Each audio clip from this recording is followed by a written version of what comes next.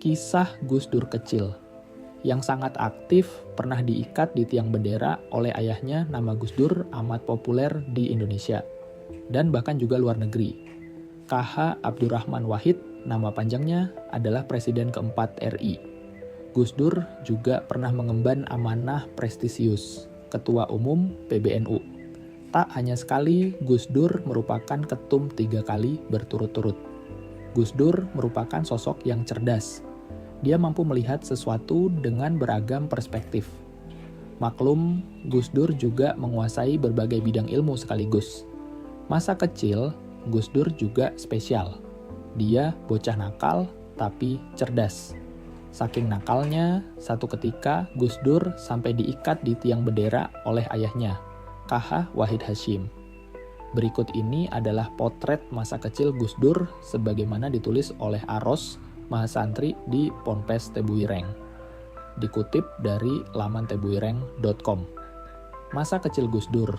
Hiperaktif Gus Dur tumbuh dan berkembang di masa kecilnya memang berpindah-pindah Jombang Jakarta. Karena sang ayah pernah menjadi Menteri Agama, sekaligus juga pernah menjadi pengasuh pesantren Tebuireng. KH Abdurrahman Wahid lahir dengan nama Abdurrahman Ad-Dakil. Ad-Dakil berarti sang penakluk. Kata Ad-Dakil tidak cukup dikenal dan diganti nama Wahid, dan kemudian lebih dikenal dengan panggilan Gus Dur. Abdurrahman Wahid lahir pada hari keempat dan bulan ke-8 kalender Islam tahun 1940 di Denanyar Jombang, Jawa Timur dari pasangan KH Wahid Hasyim dan Nyai Solica Bisri.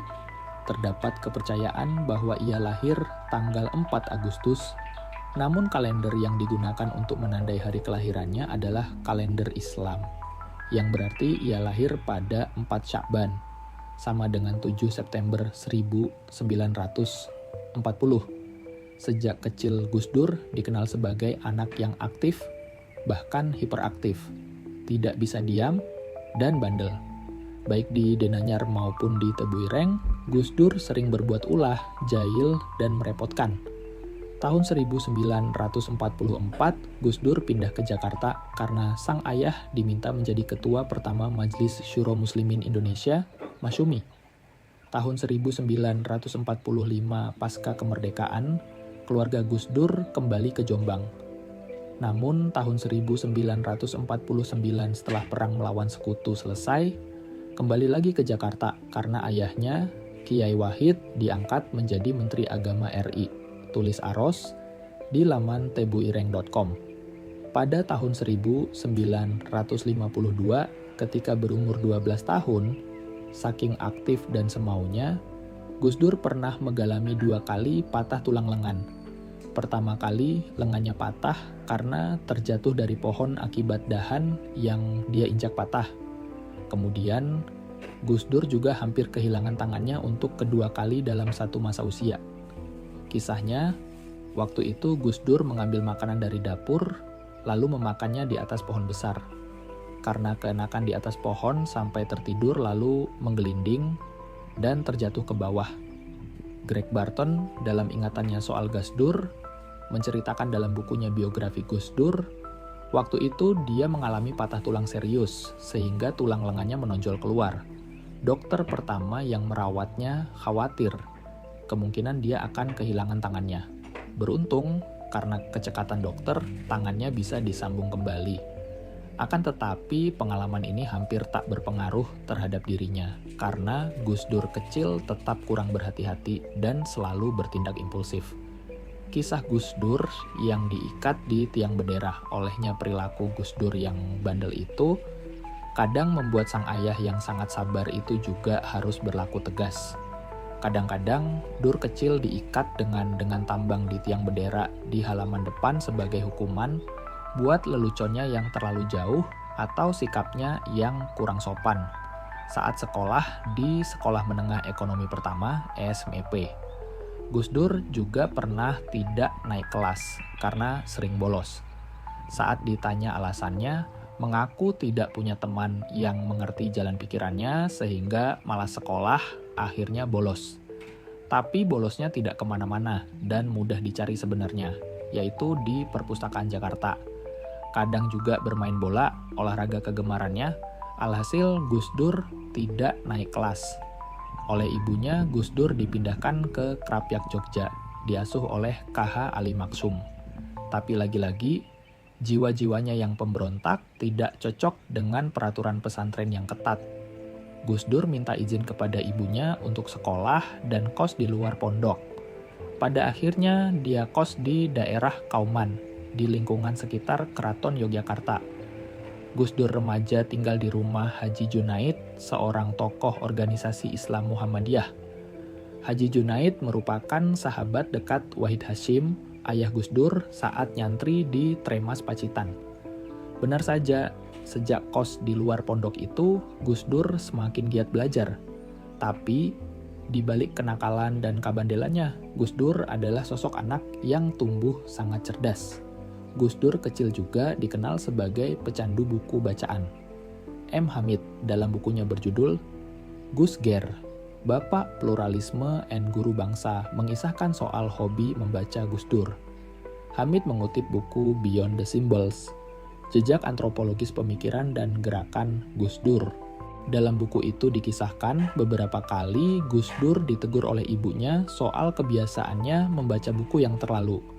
Nyai Solicah meminta putranya itu untuk mengurangi membaca agar matanya tidak sakit.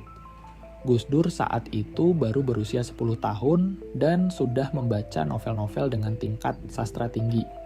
Soal mata tidak bisa dipungkiri, sejak kecil Gus Dur sudah mulai memakai kacamata dan saat dewasa, gangguan kesehatan matanya semakin memburuk.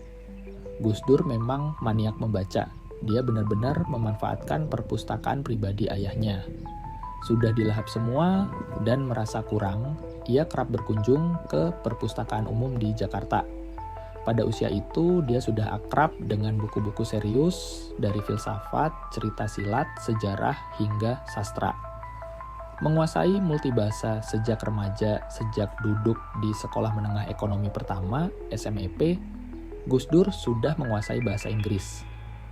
Dalam waktu 2 tahun saat masih duduk di bangku Sekolah Menengah Pertama, SMP, dia sudah melahap beberapa buku bahasa Inggris, di antaranya Das Kapital karya Karl Marx, buku filsafat Plato, Thales, novel karya William Faulkner.